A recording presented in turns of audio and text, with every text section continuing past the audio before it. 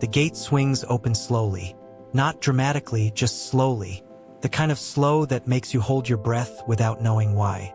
Pine trees line both sides of the driveway, tall and perfectly still, and somewhere beyond them, hidden from the road, hidden from the cameras, hidden from the noise of two very loud last names, is a house. A $60 million house. And inside it, right now, is a woman who spent 14 years being one half of a very public story. Raising 5 children, attending galas, standing in the frame of photographs that would end up in history books. Her name is Vanessa Trump. And the man whose name is on the deed? Tiger Woods, the greatest golfer who ever lived. A man who lost everything, not once, but twice. And somehow, inexplicably, found a way to keep going. What happens when two people who have lived their entire lives inside the eye of the world storm finally decide to live on their own terms? What does it look like when someone stops being a headline and starts being a person? We are about to go inside. Not just through the gates, through the story. And what you're about to hear is not what the tabloids told you.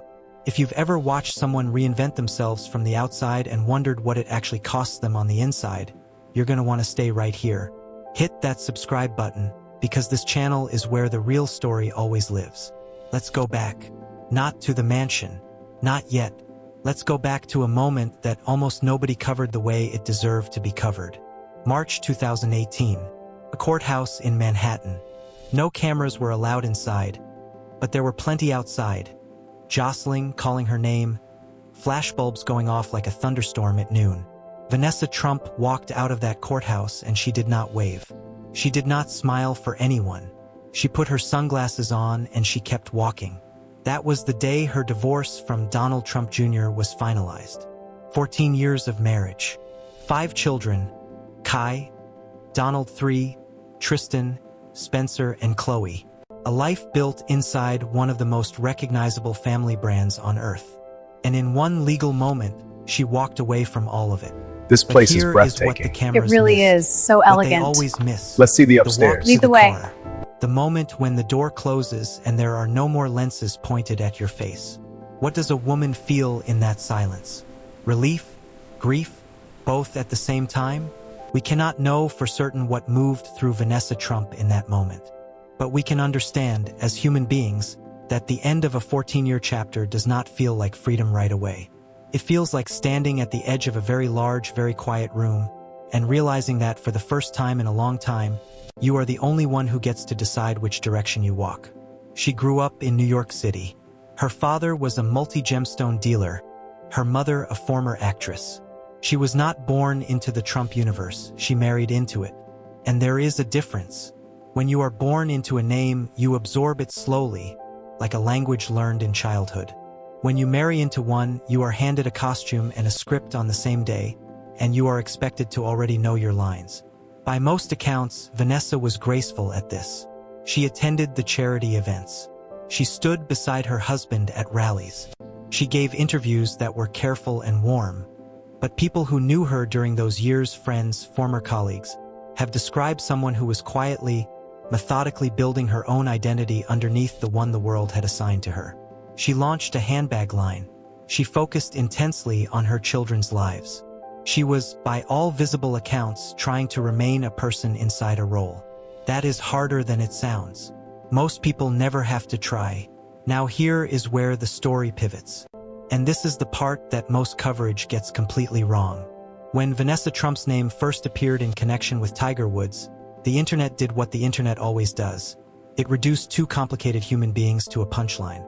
Trump's ex and Tiger Woods. As if 2 last names were enough to explain 2 lives. But let's slow down.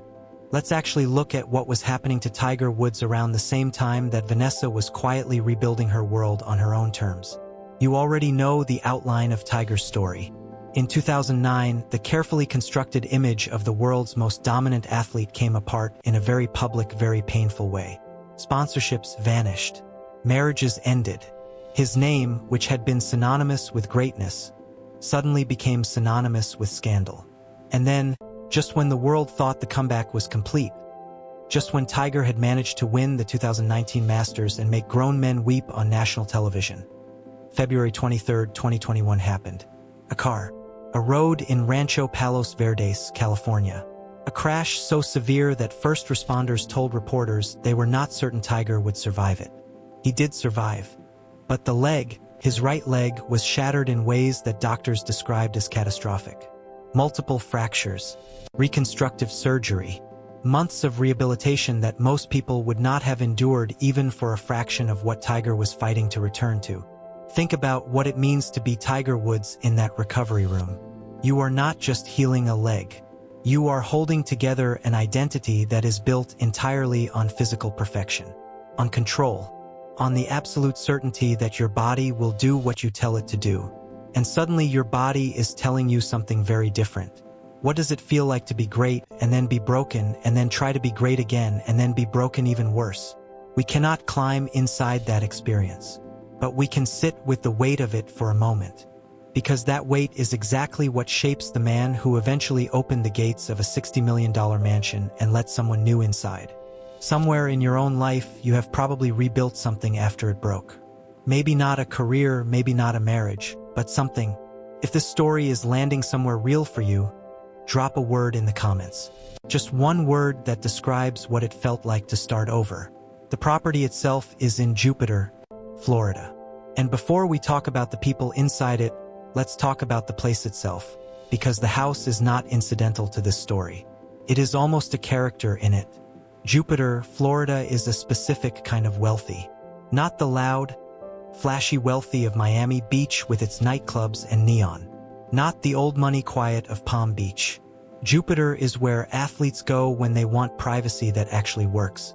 It is where you live when you are famous enough that a regular neighborhood is impossible, but private enough that you have genuinely stopped caring whether anyone knows your address. Tiger Woods purchased this property years ago. He designed and built the course on the grounds himself. A private golf course, just for him, just for practice, just for the obsessive daily repetition that has always been the engine of his greatness. The main residence sits on a waterfront lot, with views of the Jupiter Inlet with boat access, with the kind of architecture that whispers rather than shouts. Floor-to-ceiling glass, natural wood, open spaces that feel both grand and, somehow, livable. This is not a house designed to impress visitors.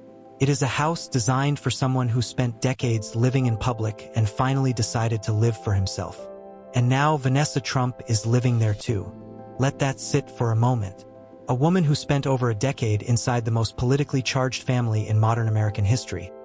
A woman whose last name alone could start a dinner party argument, is now living in a house that belongs to a man who spent his own decade being the most scrutinized athlete on the planet. Two people who have been, in very different ways, public property. Two people who have been reduced to their worst moments by strangers who never met them. Two people who, at some point, must have looked at each other and recognized something. Not celebrity, not status. Something more basic than that. The specific exhaustion of being famous. The specific longing to be seen as something other than a headline. Now, we should be precise here because precision matters when real people's lives are involved. The full details of Vanessa and Tiger's relationship have not been publicly confirmed in the way that, say, a press release confirms a business merger. What has been reported, by multiple sources including Page 6 and various celebrity news outlets, is that the two have been romantically linked, that Vanessa has been seen at the Jupiter property, and that their connection appears to be deepening in a way that goes beyond casual. We are not inventing a love story.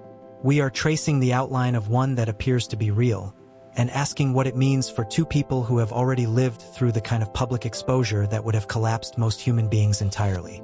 Here is what we do know about Vanessa Trump since the divorce. She has been fiercely, almost militantly, private about her personal life. She has focused on her children. She has stayed largely out of the political spotlight that her former marriage once placed her squarely inside. People who have seen her in the years since the divorce describe someone who seems, and this is their word, not a tabloid's word, lighter.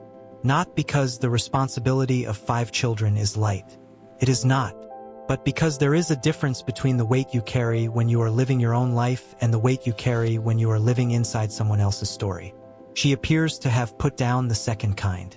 And the Jupiter mansion, the waterfront, the privacy, the golf course that belongs to a man who understands better than almost anyone what it means to be broken and to choose, against all evidence, to try again. Perhaps that place represents something for Vanessa too. Not escape, arrival. This is the part of the story where most people start forming strong opinions about who deserves what, about whether these two make sense, about what it says about both of them. What do you think? Not about the gossip, about the bigger question. Do people who have lived through public failure deserve a private second chapter? Or does fame change that equation? Let's talk about the children. Because any honest account of Vanessa's life has to include them. She has 5. Tiger has 2, Sam and Charlie, from his marriage to Ellen Nordegren. 7 children between 2 people who are now sharing, at least sometimes, the same physical space. This is not a small logistical or emotional reality. Blending families, even partially, even gradually, is one of the most quietly complicated things that 2 people can attempt. It requires patience that does not make headlines. It requires conversations that happen off camera, at kitchen tables, in car rides, at bedtimes. It requires both adults to be, first and foremost, stable, present, and honest with the children who are watching them. We do not know the details of how Vanessa and Tiger are navigating this. We should not pretend to. But the fact that Vanessa has prioritized her children's stability above her own public narrative, consistently for years, that tells us something about who she is when the cameras are not watching. And Tiger's children. Charlie Woods, who is now a teenager, has been seen playing golf alongside his father. He is, by all accounts from those who have watched him play, frighteningly good.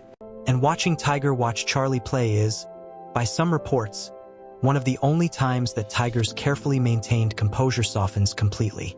There is something in that image that cuts to the center of this whole story. A man who has lost almost everything that defined him. His marriage, his reputation, his physical invincibility.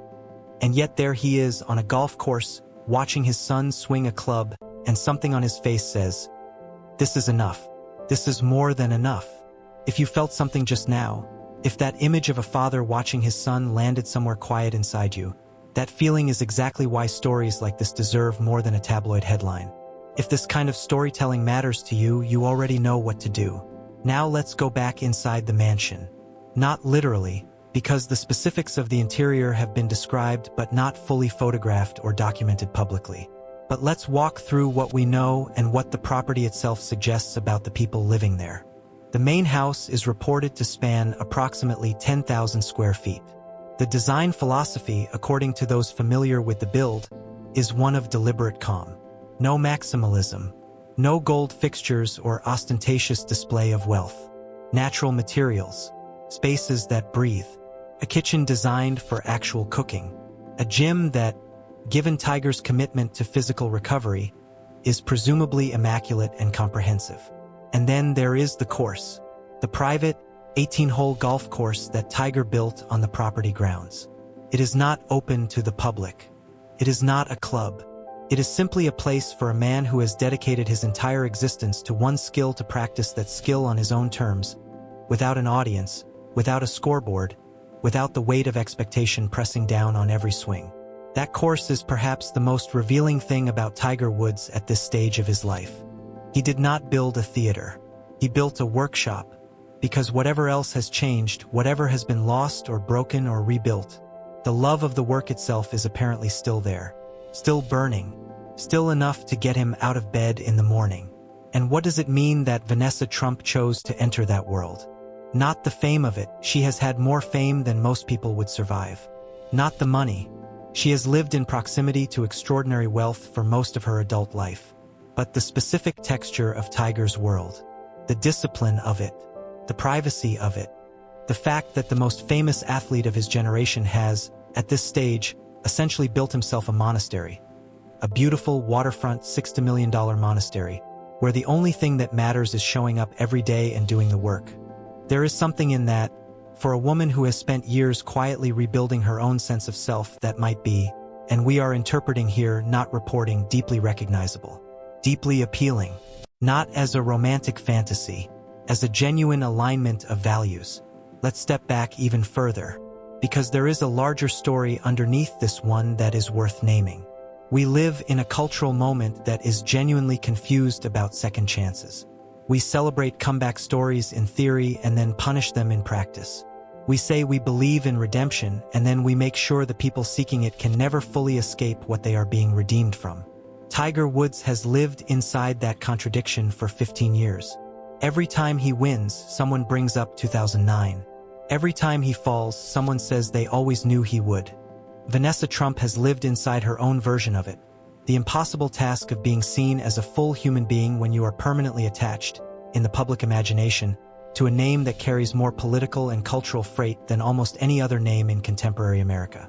What these two people share, and this may be the most genuinely interesting thing about their story, is the specific experience of being famous for someone else's greatness or failure before being known for their own. Tiger built his own legend, but the collapse of it was built by his own choices, and the recovery has had to happen under the same lights that saw the collapse. Vanessa did not build the Trump empire. She married into it, and yet she carried the weight of it. And now, on a waterfront property in Jupiter, Florida, she appears to be setting it down. The neighbors, for what it is worth, apparently barely notice. This is not a neighborhood where a Tesla in the driveway causes comment. This is a neighborhood where privacy is the actual luxury. More valuable than square footage, more desirable than any interior finish. The people who live near Tiger's property know who he is, and they also know that knowing who he is and talking about who he is are two very different things. And so the gates close, the pine trees stand still, and whatever is happening inside that house, whatever conversations are being had, whatever meals are being shared, whatever combination of hope and caution and genuine human connection is quietly assembling itself into something new, it happens without an audience. For perhaps the first time in both of their adult lives. Can you imagine that? Being truly, fully unseen, not because you failed, but because you finally chose it? What would you build if no one was watching? There is one more thing worth sitting with before we reach the end of the story, and it has to do with timing. Not romantic timing, existential timing. Both Vanessa Trump and Tiger Woods arrived at this moment, whatever this moment is for them, after years of living through the specific kind of pain that wealth and fame cannot protect you from. The pain of a marriage ending. The pain of being reduced to a punchline. The pain of a body betraying the identity you built around it. The pain of watching your own name become a thing that people argue about at dinner tables across the country, without you in the room, without your side of the story, without any of the complexity that makes you an actual human being and not a headline. They have both been through that. And they are both apparently still here, still choosing, still walking forward through gates that open slowly. That is not a small thing. In a world that moves fast and forgets faster, the ability to keep going, not loudly, not for the cameras, but genuinely, quietly, one day at a time, is the only comeback that actually matters. Not the master's victory, not the new relationship, not the $60 million house. The decision made privately to believe that your story is not finished. That is the story. That is always the story. If you are someone who believes that the most important chapters of a life are the ones that happen off camera, that the real measure of a person is not how they shine in public but how they rebuild in private, then you already understand what this channel is for. The stories that deserve more than a headline. The lives that deserve more than a punchline. That is why we are here. And if that matters to you, then you are exactly who this channel was built for. The gate closes. The pine trees do not move. And somewhere inside a house that the world has already decided it has an opinion about, two people are doing the only thing that has ever actually worked. They are simply living their lives, quietly, on their own terms, one day at a time,